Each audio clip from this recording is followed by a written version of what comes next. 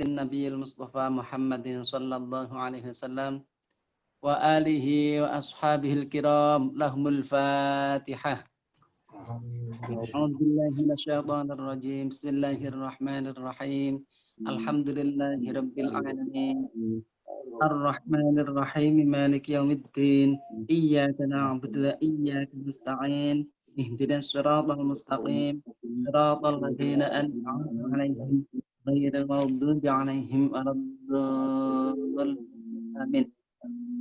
ثم إلى حضرة إخوانه من الأنبياء والمرسلين والأولياء والشهداء والصالحين والصحابة التابعين والعلماء العاملين خصوصا سلطان الأولياء الشيخ عبد القادر الجيلاني رضي الله عنهم. لهم الفاتحة. أعوذ بالله من الشيطان الرجيم. بسم الله الرحمن الرحيم. الحمد لله رب العالمين الرحمن الرحيم مالك يوم الدين إياك نعبد وإياك نستعين اهدنا الصراط المستقيم صراط الذين أنعمت عليهم غير المغضوب عليهم ولا الضالين آمين. بسم الله الرحمن الرحيم. ثم إلى جميع المسلمين والمسلمات والمؤمنات لهم الفاتحة. أعوذ بالله من الشيطان الرجيم. بسم الله الرحمن الرحيم. الحمد لله رب العالمين الرحمن الرحيم مالك يوم الدين إياك نعبد وإياك نستعين اهدنا الصراط المستقيم صراط الذين أنعمت عليهم غير المغضوب عليهم ولا الضالين آمين.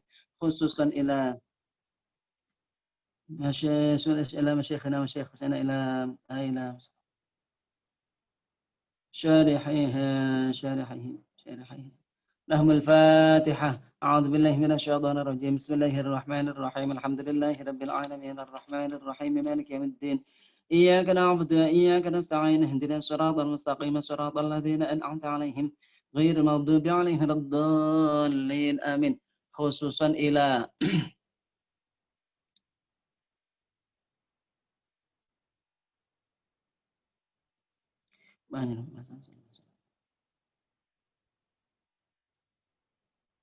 فاتحة. أعوذ بالله من الشيطان الرجيم. بسم الله الرحمن الرحيم. الحمد لله رب العالمين الرحمن الرحيم مالك يوم الدين إياك نعبد وإياك نستعين اهدنا الصراط المستقيم صراط الذين أنعمت عليهم غير المغضوب عليهم ولا الضالين آمين. بسم الله الرحمن الرحيم. الحمد لله رب العالمين والصلاة والسلام على سيدنا محمد سيد المرسلين وعلى آله وصحبه أجمعين أما بعد. فقال المصنف رحمه الله تعالى ونفعنا به وبعلومه في الدارين آمين. بسم الله الرحمن الرحيم.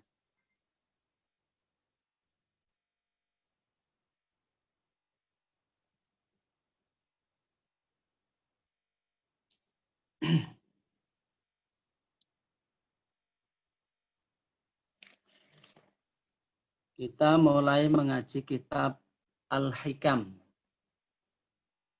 Kata-kata hikam itu merupakan bentuk jamak dari lafadz hikmah.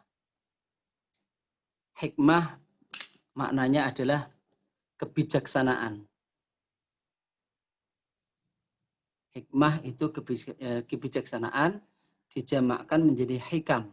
Nah, ini dijadikan nama kitab.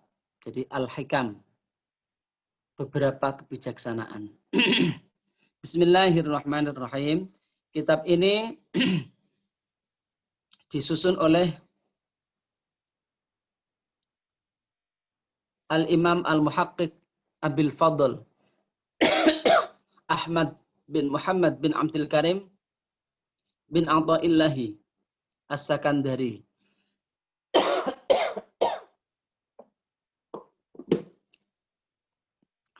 Bismillahirrahmanirrahim. Kita langsung saja.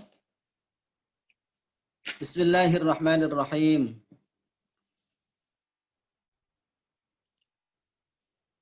Min alamatil i'timadi alal amali nuqsanur raja'i inda wujudiz zalali. Min alamatil i'timadi alal amali nuqsanur raja'i inda wujudiz zalali. termasuk tanda-tandanya seseorang itu bergantung pada amalnya adalah apabila dia terpleset dalam satu kesalahan, maka harapan kepada Tuhannya berkurang. Termasuk tanda-tanda bahwa seseorang itu bergantung kepada amalnya adalah ketika dia jatuh ke dalam kesalahan, maka berkuranglah harapannya kepada Allah. Bismillahirrahmanirrahim. Bergantung hanya kepada Allah, bergantung kepada Allah Ta'ala, itu adalah tandanya orang-orang yang ma'rifat, orang yang tahu siapa Allah. Dan tanda-tandanya orang yang mengesahkan Allah. Dan bergantung kepada selain Allah adalah sifatnya orang-orang yang bodoh, yang lupa. Apapun itu. Entah itu berupa amal, berupa ilmu, berupa tingkah laku. Itu semua tidak patut untuk dijadikan sandaran. Kalau orang-orang yang ma'rifat, orang-orang yang ahli tauhid, yang mengesahkan Allah dengan sungguh-sungguh, maka mereka selalu merasa dekat dengan Allah. Merasa yakin, seyakin-yakinnya kepada Tuhannya.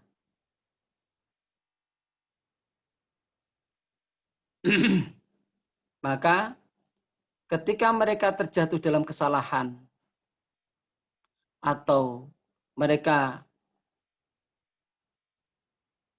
lupa akan hal yang seharusnya dilakukan, maka mereka melihat itu sebagai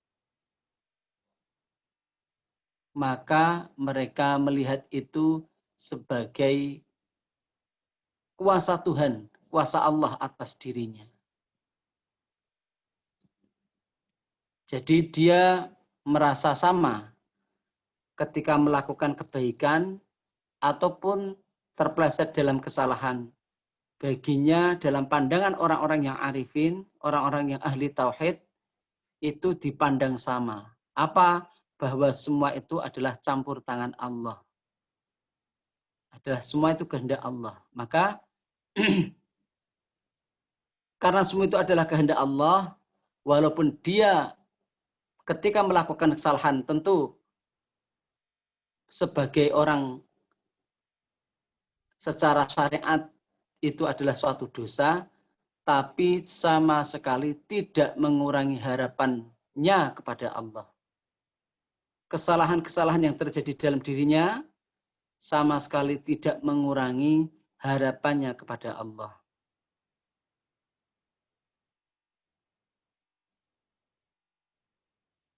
Karena dia melihat apapun yang terjadi dalam dirinya, baik itu berupa kebaikan maupun jatuh dalam kesalahan, adalah kuasa Allah dan kehendak Allah.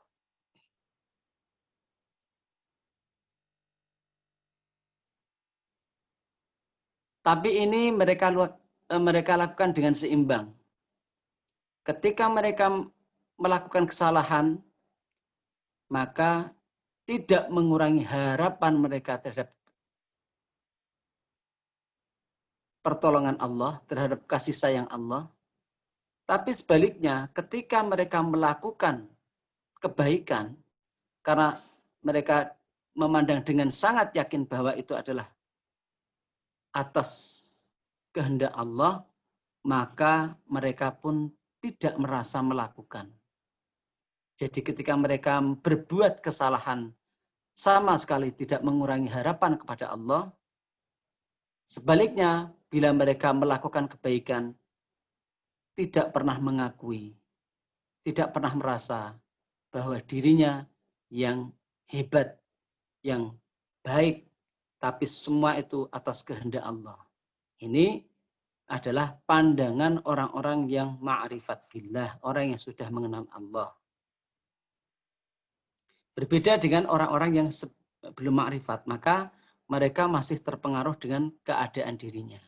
Ketika berbuat baik, maka mereka merasa berbuat baik, sehingga kadang-kadang dengan mudah akan jatuh dalam pengakuan. Jatuh dalam paling minimal adalah ujub. Kalau riya harus ada orang, pamer. Riya itu pamer. Itu harus ada orang lain. Kalau sombong, itu adalah membandingkan dirinya dengan orang lain. Harus ada orang lain.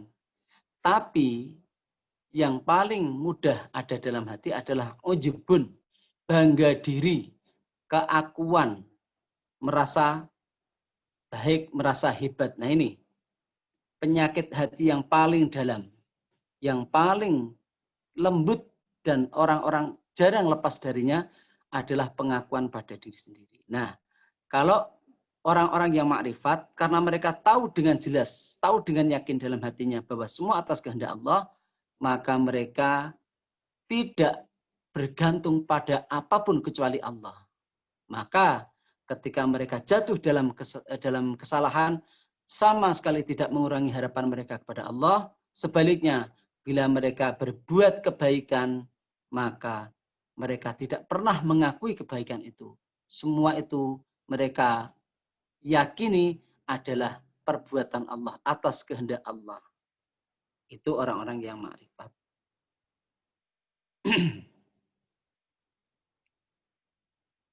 Kalau kita memang bisa merasakan itu, memikirkan itu, tapi masih dalam taraf keyakinan, akidah. Belum sampai pada syuhud, pada tingkatan syuhud. Kalau syuhud itu sudah betul-betul melihat secara nyata dalam hati dan merasakan secara nyata. Itu tingkatan arifin. Kalau kita hanya meyakini dan berusaha untuk bisa seperti itu. Kita hanya masih dalam tingkatan akidah, keyakinan. Kalau arifin sudah merasakan dan yakin seyakin-yakinnya. Itu syuhud. Jadi hal-hal seperti itu bahwa kalau kita beramal baik, maka kita meyakini itu adalah semua atas kehendak Allah. Yang hebat bukan kita, yang hebat adalah Allah. Sebaliknya kalau kita melakukan kesalahan, itu tidak mengurangi harapan kita kepada Allah. Kita masih pada taraf akidah, keyakinan. Kalau mereka orang arifin, mengenal siapa itu Allah, mereka sudah tidak hanya sekedar keyakinan, tapi yakin seyakin-yakinnya. Syuhud itu adalah mengerti dengan sendirinya. Mengerti, kalau bahasa Jawa itu roh dewe, ya. Tahu sendiri. Dia tahu seakan-akan itu melihat sendiri, gitu ya. Melihat sendiri. Itu namanya, makanya kata-kata asyhadu, saya tahu sendiri. Anna alla ilaha illallah, bahwa tidak ada Tuhan. Saya tahu sendiri. Ini adalah sebetulnya pengakuan yang besar sekali. Saya tahu sendiri bahwa tidak ada Tuhan selain Allah. Dan saya tahu sendiri bahwa Muhammad adalah utusan Allah. Ini pengakuan yang besar sekali. Ya, tapi secara syariat, walaupun belum sampai pada keyakinan yang sungguh-sungguh, yang seperti yang diharapkan, kalau sudah mengucapkan itu, maka secara syariat sudah dianggap sebagai masuk Islam. Ya, sudah beriman. Tapi kalau pada tingkat orang-orang yang arifin itu belum. Kalau hanya sekedar mengatakan itu hanya pada takaran atau tataran akidah, keyakinan. Kalau arifin sudah pada tataran syuhud, melihat dengan senyata-nyata tapi dalam hati. Jadi kita ini manusia itu ada dua pandangan. Ada pandangan mata, ya, namanya basoron, mata kepala. Ada basiroh, basiroh itu mata hati. Ya. Kalau basoron, tidak mungkin kita di dunia ini melihat Allah dengan basoron. Tidak kuat. Jasad tidak kuat. Ya. Kalau basiroh, nah itu banyak. Orang-orang yang sudah melihat Allah dengan mata hatinya. Itulah orang-orang yang arifin. Karena mereka sudah melihat sendiri dengan mata hatinya, maka mereka pun meyakini dengan keyakinan yang sungguh-sungguh karena sudah melihat sendiri. Nah, sehingga mereka pada tingkatan arifun, sehingga tadi timbul kelakuan yang dimana bila mereka tersesat, terjatuh dalam kesalahan, maka itu tidak mengurangi harapan mereka kepada Allah, tidak mengurangi penyandaran atau kepasrahan mereka kepada Allah. Sebaliknya kalau mereka mengamalkan kebaikan, tidak pernah mengakui itu sebagai amalnya sendiri. Tapi semua itu atas kehendak Allah karena mereka melihat dengan mata kepala sendiri, dengan mata hati bahwa itu adalah atas kehendak Allah.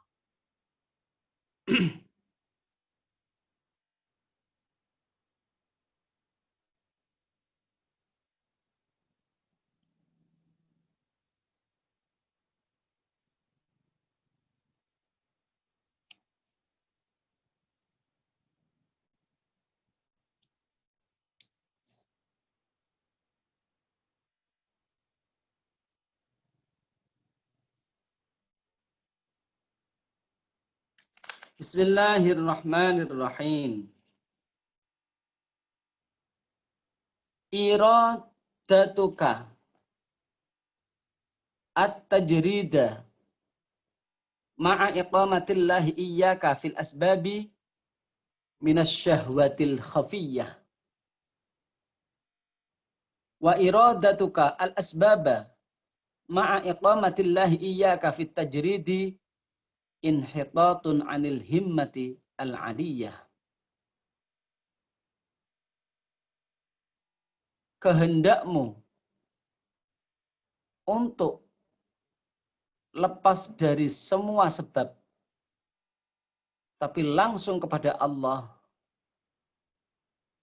padahal Allah menempatkan dirimu untuk bersama sebab-sebab, itu termasuk syahwat yang samar.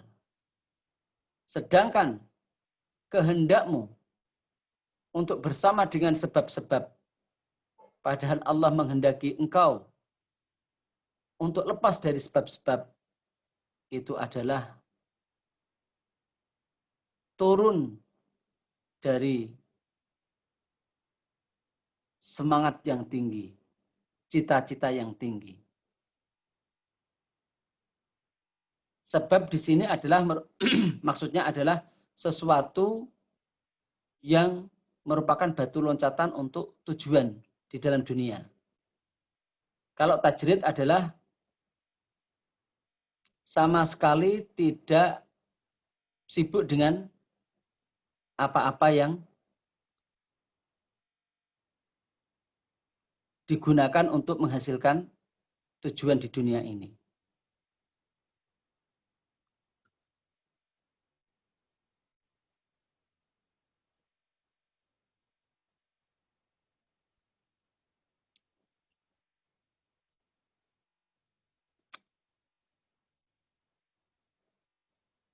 Ini mungkin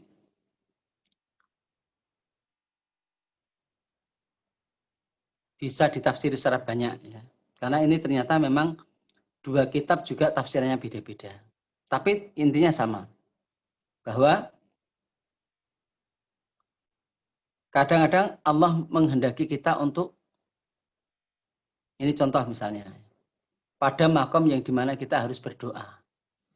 Tidak mau berdoa. Itu namanya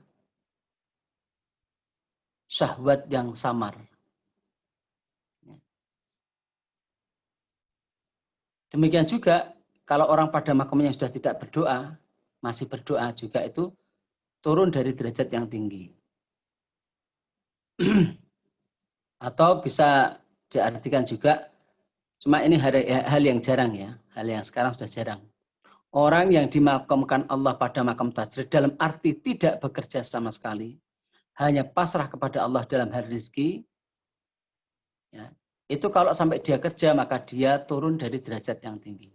Sebaliknya, kalau ada orang yang dimakamkan Allah pada makam kasab, makam kerja, tapi dia tidak mau bekerja, hanya menggantungkan rezeki hanya kepada Allah, itu adalah kesombongan yang samar. Ini sebetulnya hal yang sekarang sudah jarang ya. Makam tajrid itu jarang. Makam tajrid itu orang yang sama sekali tidak bekerja dan hanya bertawakal kepada Allah dalam hal rezekinya. Ini kalau orang zaman sekarang jarang.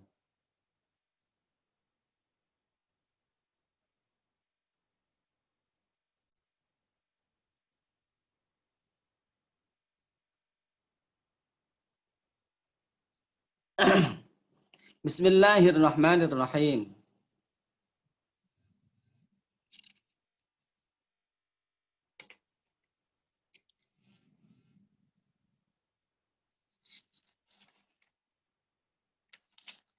Sawabiqul ham wa sawabiqul himami. Sawabiqul himami la takhruqu aswaral aqdari. Sawabiqul himami la takhruqu aswaral aqdari.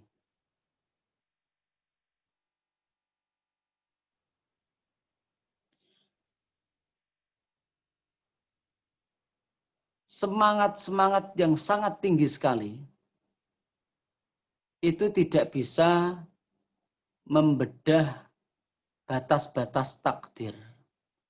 Semangat-semangat atau semangat yang sangat tinggi itu tidak bisa menembus batas-batas takdir.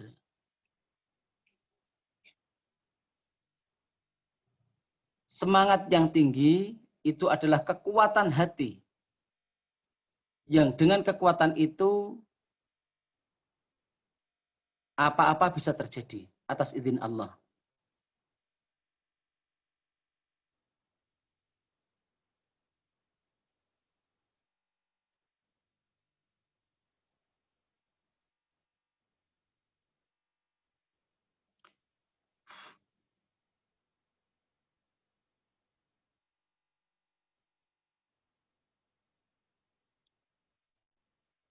Ini seperti ada hubungan sedikit dengan hal di depan ya. Tadi saya katakan bahwa di depan itu adalah ada makom tajrid, makom kasab. Makom tajrid itu adalah makom orang yang dimana sudah tidak sama sekali bekerja, tidak bekerja sama sekali, hanya menggantungkan rezeki kepada Allah. Kalau makom kasab itu makom orang yang bekerja. Jadi orang tidak boleh langsung masuk ke dalam makom tajrid. Karena makom tajrid itu harus orang yang sudah teruji. Di mana makom tajrid itu orang yang sudah, kalau dia tidak makan seminggu, hatinya sama sekali tidak ada keluhan. Nah ini kan jarang kalau zaman sekarang ya. Seminggu tidak makan, tidak ada keluhan. Syaratnya itu, kalau dia bisa melakukan itu, tapi dia masih bekerja, itu dia turun dari semangat yang tinggi kepada Allah. Tapi kalau tidak makom itu, tapi dia bahasa sekarang itu sok-sokan untuk bisa seperti itu kesombongan yang samar.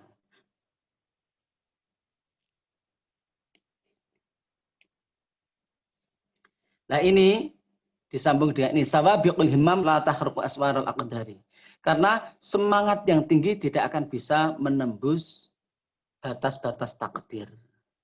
Maksudnya adalah walaupun kamu, kalau memang dimakamkan pada makom satu, kemudian kamu melakukan makom yang lain, itu tidak akan bisa menemukan manfaat.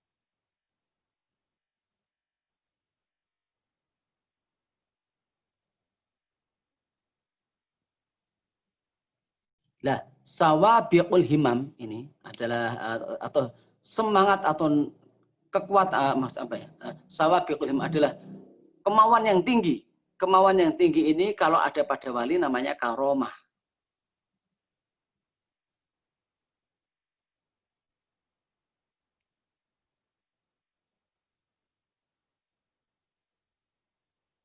Kalau ada pada wali namanya karomah. Kalau selain wali itu kasih Allah itu adalah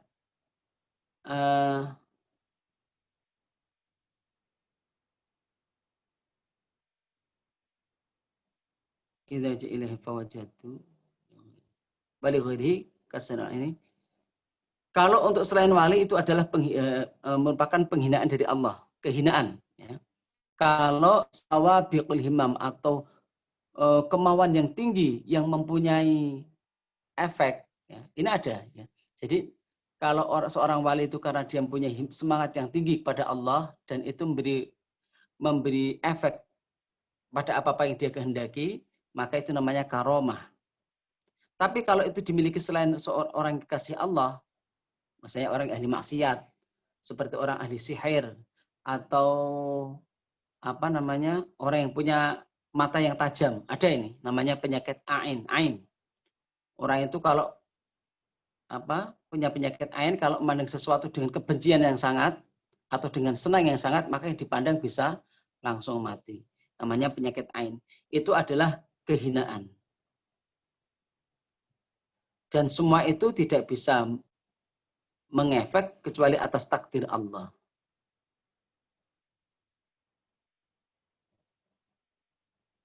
Maaf Pak Ustadz, penyakit ain tadi apa? Penyakit ain itu adalah orang yang punya pandangan tajam. Kalau dia memandang dengan kebencian yang sangat atau senang yang sangat, maka yang dipandang bisa celaka. Ini ada. Seperti zaman Nabi Musa, itu siapa namanya? Korun, itu pernah menyewa seorang yang punya mata, punya penyakit ain. Sehingga dia, kalau dia misalnya memandang onta misalnya, dipandang dengan pandangan yang tajam, maka onta itu akan mati. Dan itu disuruh oleh Korun untuk memandang Nabi Musa dengan pandangan yang tajam biar Nabi Musa mati. Tapi ternyata orang itu sendiri yang mati. Malah matanya keluar ya sampai meninggal orang itu. Itu namanya ain. Ini adalah intinya begini, bahwa walaupun ada kekuatan-kekuatan yang ada pada diri manusia yang khariqul adah, yang seakan-akan melawan hukum alam, seperti karomahnya para wali, seperti ilmu sihir, seperti orang yang punya penyakit ain, itu semua tidak akan bisa menembus batas-batas takdir. Ya. Karena semua itu terjadi atas kehendak Allah. Ini kalau dalam kitab taklim, pengutaraannya adalah begini. Ilmu itu macam-macam. Ilmu itu ada yang manfaat, ada yang mudarat. Kalau ilmu syariat, ilmu fikih, ilmu tauhid, ilmu akidah itu manfaat. Tapi kalau ilmu sihir, ilmu nujum itu madarat. Begitu, ya. Nah, ada ilmu nujum, sebetulnya ilmu nujum itu ilmu perbintangan, ya. Kata Imam Ghazali, ilmu nujum hakun. Ilmu nujum, ilmu perbintangan itu hak, benar, nyata adanya. Tapi haram dipelajari. Karena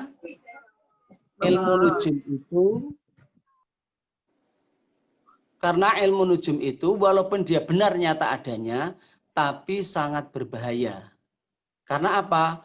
Karena banyak bahayanya. Di antaranya orang kalau mempelajari ilmu nujum, maka dia punya hitung-hitungan. Ya, kalau dia punya hitung-hitungan, maka itu akan mempersulit hidupnya.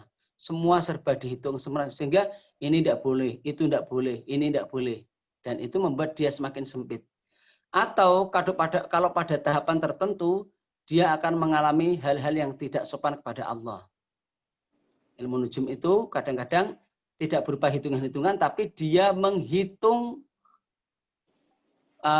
fenomena alam. Dia menghitung dari putaran semua planet, putaran pada tingkat tertentu, sehingga dia bisa menghitung kejadian yang akan datang. Misalnya, ini berkali-kali terjadi ya. Ada orang yang melihat satu gelas, maka dia menghitung gelas itu nanti akan pecah hari sekian, tanggal sekian, jam sekian, menit sekian, dan sekitar detik sekian.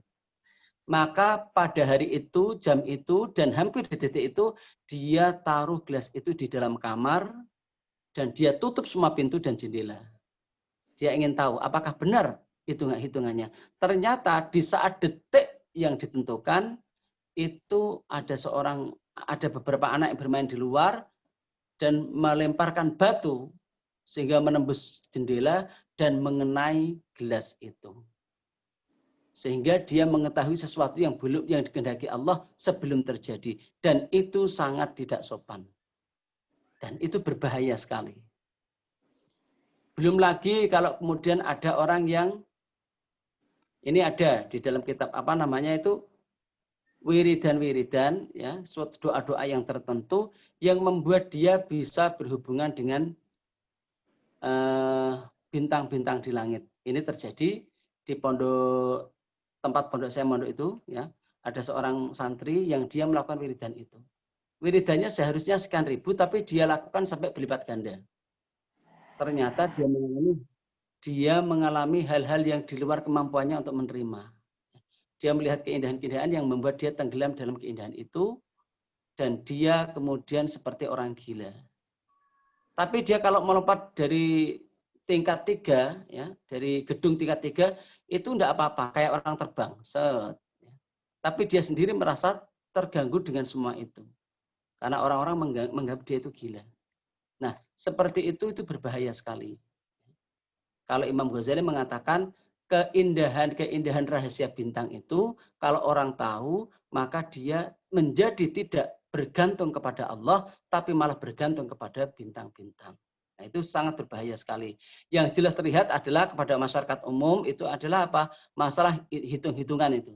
Orang-orang kalau ada hitung-hitungannya, itu menjadikan dia tidak bergantung kepada takdir Allah, tidak pasrah kepada Allah, tapi malah dia mempunyai hidup. Oh, kalau keluar hari ini itu jangan. Kalau kita pergi jangan. Nah, ini menjadikan semua serba terbatas malah. Ini membatasi diri sendiri seperti mengikat diri sendiri. Sehingga dia tidak, ilmu itu menjadikan dia tidak semakin pasrah kepada Allah, tapi malah menjadi semakin pasrah pada hitungan-hitungan. Dan itu berbahaya untuk akidah atau keyakinan. Kalau tidak didasari dengan keyakinan yang tinggi tentang Allah, bisa lepas imannya. Na'udzubillah min dzalik. Makanya ilmu nujum itu benar adanya, tapi berbahaya bila dipelajari. Di dalam ilmu ta'lim, ilmu nujum walaupun itu benar hitungan-hitungannya, tapi tidak akan bisa melawan takdir. Apa yang Allah kehendaki pasti akan terjadi. Walau orang sudah menghitung sekian kali, hitungannya seperti ini, pasti nanti yang terjadi adalah apa yang Allah kehendaki. Maka di dalam kitab ta'lim dianjurkan untuk masalah kehidupan itu kita pasrahlah kepada Allah. Untuk hal-hal yang kita takutkan atau kita khawatirkan, kita ikhtiari dengan doa, dengan sedekah, dengan beramal baik, dengan banyak-banyak misalnya membaca Al-Qur'an. Itu semua bisa menghindarkan kita dari hal-hal yang tidak kita inginkan. Demikian. Jadi, Ustadz mau lanjut pertanyaan Mbak Ade boleh? Oh, monggo silahkan. Penyakit ain itu misalnya seseorang melihat, terus kita nggak suka atau kita ada kebencian atau apa, itu termasuk penyakit ain? Kalau itu sampai mengefek kepada yang dipandang menjadi celaka, itu namanya penyakit ain. Kalau tidak. Ya. Tapi makanya sebetulnya orang itu ada sedikit banyak, itu ada potensinya itu. Pandangan, jadi misalnya begini ya, kalau ada orang yang karena dia misalnya sangat cantik, ya, sehingga dia banyak dipuji orang dengan pandangan takjub, takjub ya, itu akan mempengaruhi anak itu. Anak itu nanti kehidupannya bisa menjadi agak berat karena apa? Banyak sanjungan kepadanya. Ini makanya suka kadang-kadang nggak boleh ditaruh di media gitu. Kadang-kadang kan ada yang menasihatin gitu supaya karena cantiknya atau pamer hebatnya itu berbahaya, termasuk ke situ nggak, Pak Ustadz? Ya. Karena itu nanti akan banyak orang yang melihat dengan pandangan takjub dan itu ada pengaruhnya. Cuma kebanyakan orang itu kan karena kekuatan pandangan itu tidak besar, hanya kecil, sehingga kalau yang banyak berkumpul jadi ada pengaruhnya. Kalau hanya satu orang tidak ada pengaruh. Tapi ada orang yang karena dia punya penyakit ain yang dia sendiri kalau memandang seperti pandangan orang banyak. Itu sebetulnya penyakit itu ya. Itu dia kalau memandang sesuatu dengan kebencian yang sangat atau takjub yang sangat, maka yang dipandang bisa rusak, bisa celaka. Ya. Pak Ustadz, kalau misalnya ini nih, kayak Cenayam tahu kan Pak Ustadz ya? Ya. Orang yang ramal, apalagi kartu tarot, yang gitu-gitu. Saya sendiri nggak pernah percaya, tetapi pernah saya tanya ke teman yang dicoba sama dia banyak tahu tentang itu. Itu kenapa bisa terjadi, Pak Ustadz? Padahal itu sebenarnya kan perbuatan yang sangat dibenci sama Allah. Bisa gini, campur ini. Sebentar. Mohon yang tidak bertanya dimatiin. Mohon yang tidak bertanya dimatiin dulu. Ini, Pak Ustadz, saya pernah bertemu dengan seseorang Jadi Ya. beliau ini suka meramal tentang orang lain gitu, tentang temannya atau seseorang gitu. Ya. Kamu sedang terjadi begini. Dan dia tuh Ya. bisa tahu semua. Ya. Nah, sehingga orang itu bisa percaya dan orang itu tergantung kepada dia. Ya. Nah, kenapa orang ini bisa tahu gitu loh Pak Ustadz? Iya, itu kalau tidak salah ya, itu namanya termasuk ilmu nujum. Ya ilmu nujum ya kayak itu ilmu sihir gitu. ya mirip. Tapi kalau ilmu nujum itu adalah dengan menghitung benda-benda langit, ya. Dengan perhitungan itu, kalau dalam bahasa santri namanya ilmu falak, ya. Ilmu falak itu bisa menghitung nanti terbenamnya matahari, terbitnya matahari, keluar hilal atau tanggal pertama, itu ilmu nujum termasuk, ya. Tapi kalau dalam batas-batas itu di mana dia untuk mengetahui waktu sholat, mengetahui masuknya bulan Ramadan atau bulan hari raya, itu enggak apa-apa, masih diperbolehkan. Tapi kemudian kalau diperdalam sampai kemudian pada hal-hal yang menimbulkan ketidakbaikan, itu dilarang. Ilmu nujum yang seperti itu dilarang. Seperti tadi, bisa kemudian mengetahui rahasia orang. Itu pertanyaan saya. Kemudian padahal anaknya juga gimana? tidak. Pertanyaan saya gini Pak Ustadz, padahal anaknya sendiri itu tidak dekat sama Allah ya. Nah, tetapi kenapa dia bisa tahu semua gitu? Karena Allah menciptakan alam semesta ini dengan hitungan-hitungan. Allah menciptakan alam semesta ini dengan hitung-hitungan. Dengan ada hitungan-hitungannya. Dan hitungan-hitungan itulah yang kemudian dia pelajari, yang kemudian dia bisa menghitung kurang lebihnya nanti yang terjadi ini. Dan itu tidak baik. Ada tidak sopan kepada Allah. Berarti itu ada sesuatu yang dia pelajari ya Pak Ustaz? Kepada itu dan tidak bergantung pada Allah. Gimana? Berarti itu sesuatu yang dia pelajari, bukan datang dari Allah itu. Tidak ada sesuatu yang tidak datang dari Allah. Semua dari Allah. Tapi itu nggak boleh itu. Nggak boleh. Itu walaupun itu memang dia dipelajari, memang dari Allah, tapi itu nggak boleh Mbak Adi. Hukumnya dosa, nggak boleh mempelajari itu. Karena, iya, saya tahu itu syirik. Tetapi pertanyaan saya, kenapa orang ini bisa paham, bisa tahu gitu. Akhirnya kan sangat membahayakan menjerumuskan orang-orang lain menjadi keperbuatan syirik kan. Ya. Nah, sementara saya sendiri untuk mengasih nasihat itu kurang masuk gitu. Sulit menasihatinya. Kalau itu perbuatan yang tidak bagus karena orang akhirnya tidak percaya kepada takdir atau tidak percaya dengan doa, hanya percaya kepada ramalan-ramalannya gitu. Maaf, tadi ada gimana? Gini, saya tahu itu perbuatan syirik dan saya sendiri yang mengetahui kejadian itu sulit untuk mengasih tahu dan menasihatinya. Sementara saya melihat beberapa orang sudah banyak yang tergantung dengan beliau dan orang-orang tersebut bahkan menggantungkan diri kepada ramalan-ramalannya gitu loh, bukan percaya kepada namanya doa, bukan percaya kepada namanya takdir gitu loh. Dan kalau saya tidak serta-merta mengklaim itu syirik, tapi memang itu berbahaya, bisa jatuh ke dalam syirik ya. Tapi saya tidak berani langsung mengatakan itu syirik karena gini, seperti kita misalnya, kadang-kadang juga misalnya kita percaya, oh itu ramalannya begini, ya. Tapi kita punya batasan bahwa itu tidak akan terjadi kecuali atas kehendak Allah. Itu kita tidak berani mengatakan itu syirik. Tapi memang itu berbahaya. Itu memang berbahaya. Makanya ilmu-ilmu yang berhubungan dengan nujum, perhitungan bintang itu memang banyak madharatnya. Sehingga para ulama mengatakan haram dipelajari. Tapi tidak berani mengatakan langsung musyrik, tidak. Walaupun memang bahayanya itu ke sana, cuma kita tidak berani karena begini ya, bahayanya mengatakan kafir kepada seseorang atau musyrik kepada seseorang, Kanjeng Nabi mengatakan demikian. Ketika ada dua orang, yang satu mengatakan yang lainnya kafir, maka pasti salah satunya kafir. Kalau yang dianggap kafir itu memang kafir atau musyrik, maka yang kafir atau musyrik yang dianggap itu.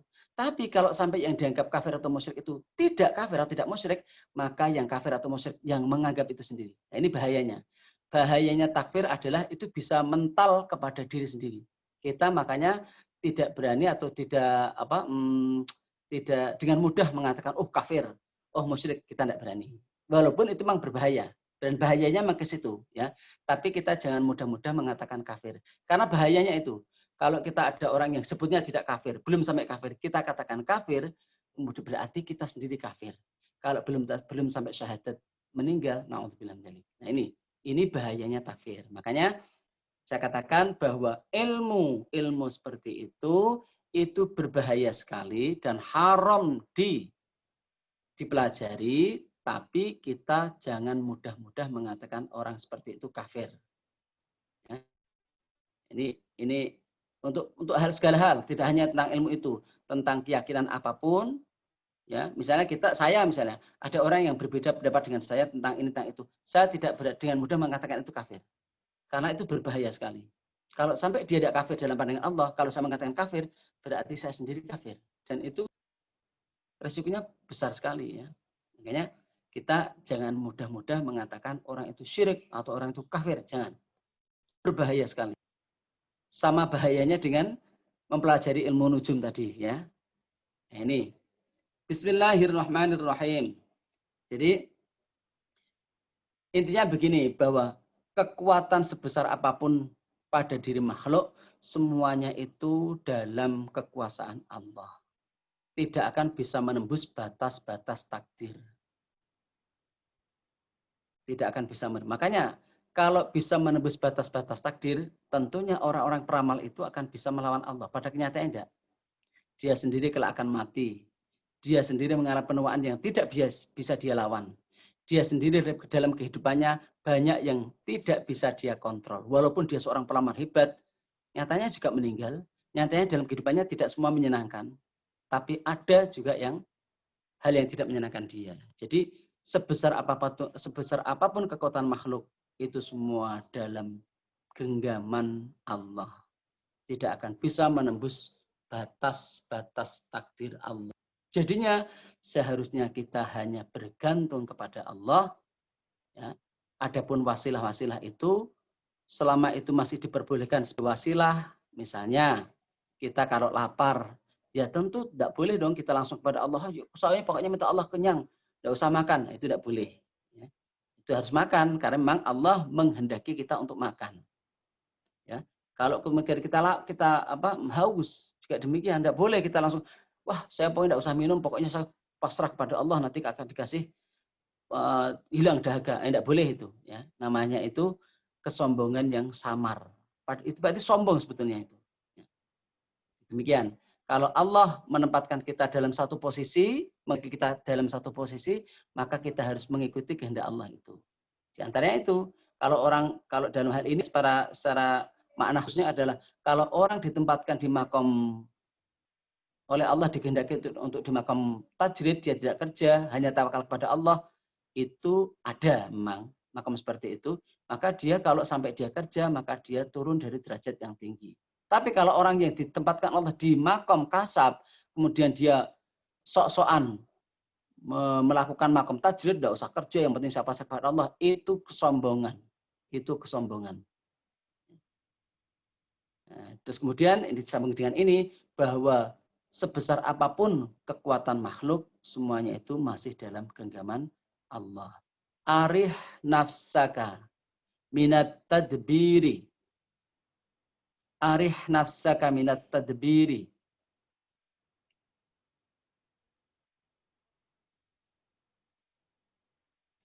Ijtihaduka fima duminalaka wa taqsiruka fima tuliba minka. Dalilun alantimasi al-basirah minka. Bismillahirrahmanirrahim. Arih nafsaka minat tadbiri. Fama qama bihi ghairuka anka la taqum bihi li nafsik. Istirahatkanlah hatimu dari kemauan untuk mengatur. urusan dunia. Maksudnya gimana? Bahwa orang berarti tidak boleh kerja? Bukan itu. Berarti orang berarti tidak boleh mengatur pekerjaannya atau urusan dunianya. Bukan seperti itu. Ya. Maksudnya adalah bahwa dalam hal urusan dunia, sekeras apapun dia bekerja, hatinya harus punya keyakinan bahwa rezeki adalah sudah ditakdir, sudah dipastikan oleh Allah. Makanya kalau memang orang itu dipastikan sebagai orang yang berlebihan dalam rezeki, maka dia tentu akan berlebihan. Kalau orang itu memang ditakdir oleh Allah kehidupan yang sederhana, maka bagaimanapun juga dia akan hidup dalam keadaan yang sederhana. Dan semua itu sudah menjadi ketentuan Allah. Makanya bukan berarti dilarang untuk berusaha bekerja dan mengatur pekerjaannya. Bukan. Bekerjalah dengan baik, aturlah pekerjaan dengan baik. Tapi hatinya sudah meyakini. Hasilnya nanti sudah ditentukan oleh Allah. Sehingga dia beristirahat dari mengharapkan hal-hal yang belum pasti. Dia hanya mengejarkan apa yang dia bisa kerjakan, apa yang bisa dia kerjakan, tapi kemudian memasrahkan hasilnya kepada Allah. Nah, inilah yang dimaksud dengan mengistirahatkan hati dari mengatur urusan dunia. Maksudnya apa? Bahwa harapan tentang hasil harus diserahkan kepada Allah. Adapun usaha itu memang sebaik mungkin. Jadi ini hubungannya dengan masalah ikhtiar dan tawakal. Ini adalah tempatnya berbeda. Kalau tawakal itu tempatnya di hati, ikhtiar tempatnya di badan, di jasad. Jadi badan jasad harus berikhtiar dengan sebaik-baiknya, tapi hati harus bertawakal. Dengan demikian, hati tidak tersibukkan oleh urusan dunia. Karena sudah tahu bahwa masalah urusan dunia, maksudnya rizki, ini adalah sudah dijamin oleh Allah. Ya. Karena ada dahulunya Allah, ma min dabbatin illa 'alallahi rizquha, ya. Ma min dabbatin illa 'alallahi rizquha. Lafaznya gimana? Bahwa tidak ada makhluk bumi yang di atas, tidak ada makhluk hidup yang di atas bumi ini kecuali Allah telah menjamin rezekinya. Dan itu tidak boleh ragu, ya. Makanya di sini yang dimaksud adalah istirahatkanlah hatimu dari mengatur urusan duniamu. Maksudnya adalah hatinya harus bertawakal kepada Allah. Adapun badannya harus ikhtiar. Karena ikhtiar juga merupakan kewajiban. Di sini yang dimaksud adalah hatinya. Istirahatkanlah hatimu dari mengatur urusan dunia. Ya, ini jangan salah paham. Bukan berarti meninggalkan pekerjaan, meninggalkan kerja, enggak. Tetap jasadnya berikhtiar, hatinya yang beristirahat. Ya. Sehingga dia pasrahkan kepada Allah. Fama qama bihi ghairuka angka la taqum bilansaka. Karena sesuatu yang sudah dijamin oleh orang lain yaitu Allah, kamu tidak usah terlalu sibuk tentang itu. Kamu hanya wajib ikhtiar, hanya wajib berusaha. Tapi harus punya keyakinan bahwa rezeki sudah dijamin oleh Allah dan sudah ditentukan. Kalau memang Allah menentukan jumlahnya banyak, akan banyak. Kalau cukup, maka akan cukup. Karena semua itu sudah dicatat ketika lahir. Ketika mau lahir, yaitu ketika berumur 4 bulan. Di situ sudah dicatat apakah ini termasuk orang yang hidup berlimpah atau hidup sederhana. Demikian. Pak Ustadz mau nanya lagi, boleh? Monggo, silahkan. Kan ada tadi Pak Ustadz nyebut makom ya. Orang Yeah. nggak ada yang tahu ya Pak, kita orang itu dalam posisi makom yang memang tadi ada dua tipe makom itu ya Pak Ustadz. Ya. Jadi intinya kita ikhtiar aja terus ya.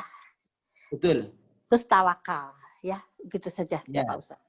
Karena kita hanya makhluk, kita percaya kita gantungkan sama Allah ya Pak Ustadz. Jadi begitu saja ya Pak. Soalnya ada kan orang sudah berikhtiar tapi tidak pernah mendapatkan pekerjaan sehingga dia tergantung dari kadang belas pemberian gitu ya. Kita kan tidak mungkin dia pingin sekali mendapatkan pekerjaan tapi dia sulit itu termasuk gimana tuh Pak Ustadz ke situ? Mohon sewu. Ya. Ini nanti di belakang ada di kitab ini ya. Allah mengatakan saya punya hamba-hamba yang tali perkasihannya dengan aku akan rusak. Kalau dia kaya, maka saya kasih hidup sederhana.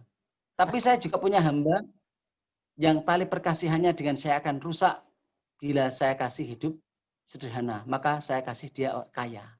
Jadi orang itu sebenarnya oleh Allah sudah ditentukan dalam posisi yang terbaik bagi dirinya. Ya.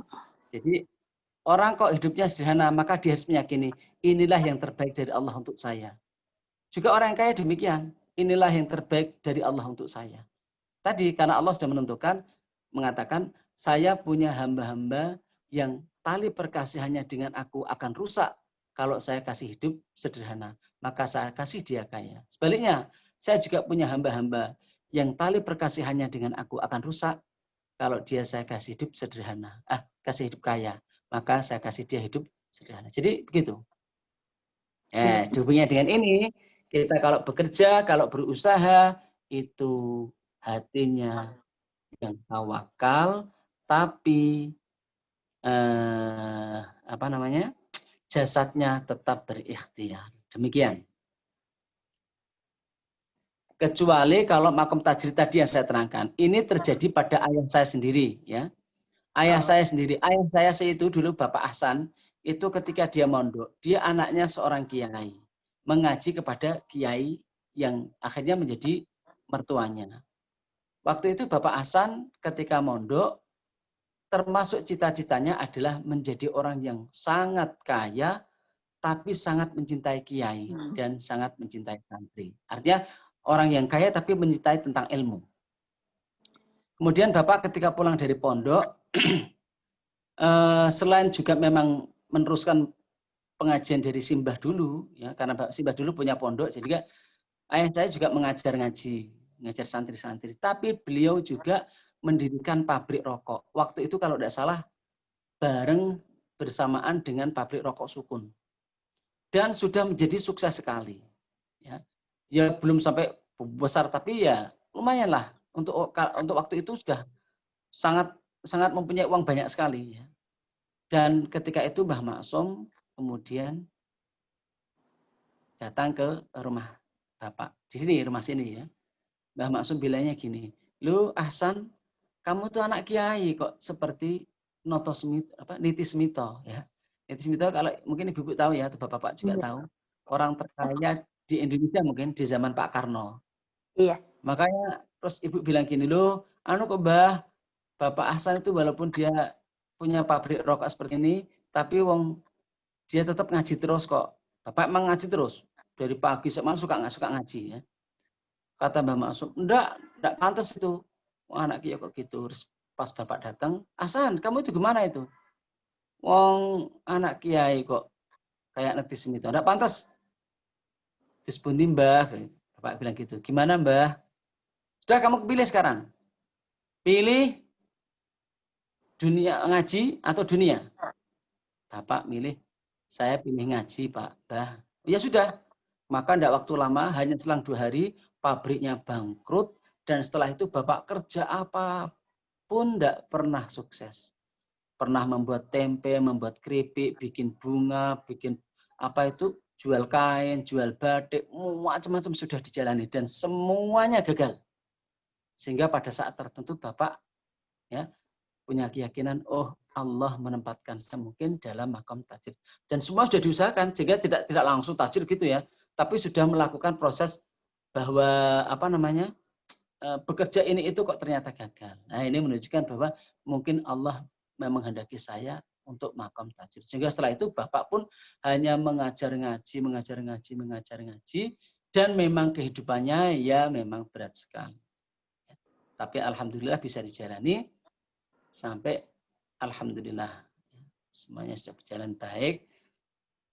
Nah itu makam-makam yang memang tidak semua orang mampu. Tidak semua orang mampu. Dan waktu itu ayah saya tidak langsung saya punya makam ini, enggak. Tapi memang bekerja dulu dan kenyataannya kerjanya enggak bisa. Kerja apapun. Padahal Bapak sebelumnya itu bisa membuat pabrik kalau tidak salah karyawannya kalau tidak sampai 30 sudah 70 ya. Kalau rokok sudah karyawan 30 saja sudah sangat bagus kan. Nah itu mungkin karena mungkin saya tidak tahu, wallahu alam. Dalam pandangan Mbah Maksum, ahsan itu lebih baik makom tajrid daripada makom kasab. Seperti itu. Makanya saya bilang itu zaman sekarang makom yang jarang sekali. Iya, Pak Ustadz. Suwun Pak Ustadz jelas, nggih, suwun. Misalnya, nggih. Sampun, mitos.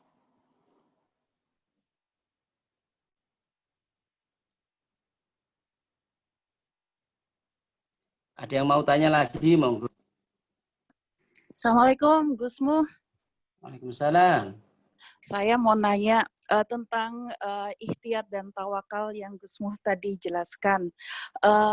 Baru-baru ini udah sering saya lihat di kiriman dari teman-teman, dan yang paling baru itu adalah kemarin tentang orang yang meninggal pada saat di tengah-tengah ibadah atau di tengah-tengah sholat. Jadi kondisinya ada yang imam, ada yang makmum. Jadi pada saat almarhumah atau almarhum itu meninggal, jatuh lemas, itu mungkin kita nggak tahu apakah jantung atau apa. Tidak ada yang menolong satupun makmum di situ. Itu bagaimana dalam pandangan Islam tentang hal ini. Padahal kita sebagai manusia, karena ada yang seperti itu kan, normalnya kita ingin membantu gitu. Apakah boleh kita meninggalkan sholat hanya untuk membantu makmum yang sedang jatuh ini, atau kita biarkan saja, kita tawakalkan saja kepada Allah, karena kan sebaik-baiknya muslim yang meninggal itu pada saat husnul khotimah, pada saat dalam beribadah. Bagaimana itu bagaimana itu Gus? Matur suwun. Assalamualaikum. Waalaikumsalam. Ya, kalau kan ada kaidah ad-daruratu tuzalu. Ad-daruratu tuzalu. Darurat itu harus dihilangkan. Ya, ketika seseorang itu beribadah menghadap kepada Allah dan tiba-tiba ada temannya yang dalam keadaan darurat. Kalau dalam pandangan saya, menurut kaidah itu, dia boleh meninggalkan sholatnya dulu untuk membantu temannya yang memang dalam keadaan darurat. Jadi, misalnya kita baru sholat, ada orang yang tenggelam, dan kita bisa menolongnya. Ini kita harus meninggalkan sholat itu dulu, dan menolong orang yang tenggelam tadi, kita angkat. Seperti itu. Bukan kita biarkan, kita pokoknya sholat, tidak mau tahu, ada orang tenggelam juga tidak mau tahu. Itu kalau dalam pandangan saya, karena ada kaidah itu, ad-daruratu tuzalu. Darurat itu harus dihilangkan. Keadaan darurat itu harus dihilangkan. Maka sebetulnya itu harus ditolong. Itu harus ditolong. Karena mungkin misalnya itu sakit jantung. Kalau penanganannya itu cepat, kan sangat mungkin dia masih tertolong. Nggih, betul. Nah, barusan saya nih bersama anak saya yang gede. Dia kebetulan ikutan mendengarkan. Nah, anak saya juga bilang dia pernah mendengar gini, Pak Ustadz. Bahkan pada saat jika ada jemaah, kita berjemaah, ada anak kecil yang menangis atau yang lagi butuh bantuan, itu sholat harus dipercepat sekali untuk membantu itu. Betul, Pak Ustadz? Ya, benar. Terima kasih, Pak Ustadz. Sami-sami, ya.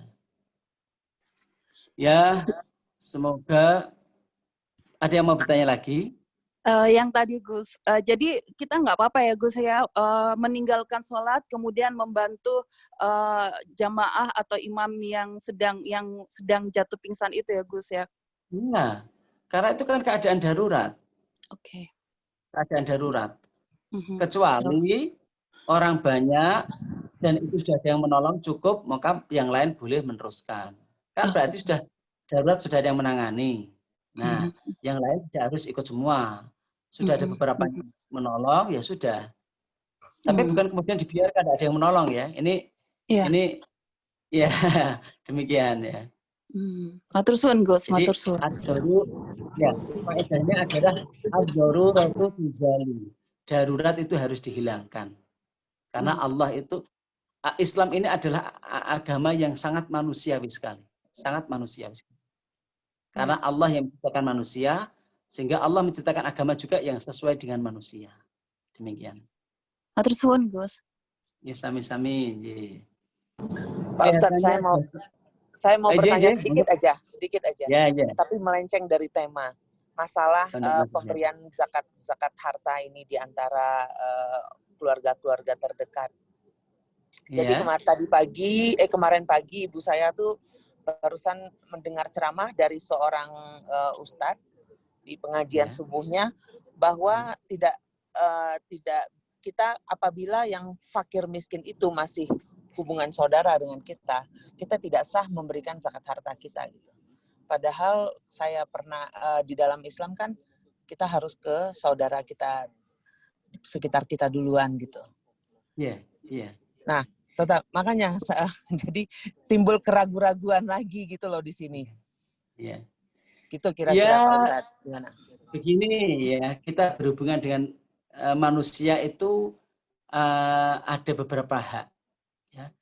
Tetangga mempunyai hak, saudara mempunyai hak, orang tua mempunyai hak. Nah, orang-orang yang punya itu sebetulnya harus kita dahulukan. Cuma ada batasan-batasnya. Demikian. Kalau masalah zakat, ini tidak boleh kepada orang yang kita wajib menafkahi. Orang tua, misalnya. Orang tua tidak punya, kita wajib menafkahi. Itu tidak boleh kita zakati. Tapi kalau kemudian ada saudara, kita kan tidak wajib menafkahi. Misalnya saudara itu tidak mampu makan, yang wajib menafkahi adalah semua orang sekitarnya. Semua orang Islam sekitarnya. Bukan spesial kepada saudaranya, tapi semua orang Islam. Sebagai sama Muslim wajib menafkahi kepada orang tidak mampu itu. Kalau tidak sampai tidak mampu makan. Jadi bukan kewajiban nafkah yang secara khusus ya. Nah, itu berarti kita malah kalau bersedekah itu maksudnya ada berzakat itu kita memang malah sebaiknya mendahulukan. Nah, kita kalau berzakat itu kita harus malah mendahulukan saudara dan tetangga terdekat yang tidak mampu. Ya. Bagaimana jika pembantu mampu. kita gitu? Gimana? Bagaimana jika pembantu kita? Kan gajinya tidak terlalu besar biasanya pembantu. Mungkin dia bisa bantu untuk keluarganya lebih. Kita tidak wajib menafkahi pembantu, tapi kita kan pembantu kan kita tidak wajib menafkahi. Pembantu itu kita hanya bekerja sebagai majikan dan pembantu. Kita memberi gaji kepada dia. Adapun kita punya kebaikan untuk, sudah nggak apa-apa dia makan di rumah saya, itu kan bukan kewajiban, tapi adalah sedekah kita. Sehingga sebetulnya kita tidak wajib menafkahi dia. Karena kita tidak wajib menafkahi dia, kita boleh menzakatinya. Faedahnya seperti itu. Jadi yang tidak boleh dizakati adalah orang yang kita wajib menafkahi. Nah, kemudian gini Pak Ustadz, satu lagi, maaf, biar yakin gitu. Misalnya saudara itu atau tetangga itu dia masih bisa makan, tetapi dia terbelit, dia punya hutang yang harus dipenuhi. Apakah kita bisa memberikan zakat kita untuk memenuhi hutangnya itu? Kalau tidak, dia cukup terancam gitu. Loh, sangat bisa dong. Itu berarti dia masih kekurangan. Walaupun dia masih bisa makan, tapi iya, walaupun dia masih bisa makan, tapi nyatanya dia punya hutang yang harus dibayar. Itu kan namanya punya kekurangan. Makanya di dalam bab zakat itu kan penerimanya, termasuk penerima hak zakat adalah orang yang mempunyai hutang, namanya ghorim. Meskipun dia masih punya motor gitu, masih punya motor, masih punya mobil meskipun tidak bagus gitu. Iya, karena dia punya hutang yang dia belum mampu membayar. Oh iya, memang belum kan mampu begini membayar. Bu. Jadi begini, jadi kebutuhan itu kan macam-macam. Ada kebutuhan makan, kebutuhan sandang, papan, ya. Ya, makanya ada yang namanya miskin, ada yang namanya fakir. Kalau orang punya kebutuhan itu 100, tapi dia punya kadang pas 100, kadang 98, kadang 90, naik turun, itu namanya miskin. Kadang pas, kadang enggak, kadang pas, kadang enggak. Namanya miskin itu. Dan itu masih berhak menerima zakat. Kalau fakir itu yang betul-betul sudah melarat sekali, itu fakir namanya. Itu malah paling berhak itu. Tapi miskin pun berhak. Kalau miskin itu miskin itu adalah orang yang kebutuhannya tidak mesti tercukupi. Kadang tercukupi, kadang enggak, kadang lebih sedikit, kadang kurang. Nah, itu miskin namanya. Makanya orang Indonesia kebanyakan masih miskin. Iya. Kalau dalam taraf zakat Indonesia itu masih banyak miskin. Terima kasih Pak Ustadz. Ibu saya senang nih mendengarnya karena beliau takut kena hukumnya nanti sebagai amil. Iya. Terima kasih Pak Ustadz. Zakatnya sah ya. Ya.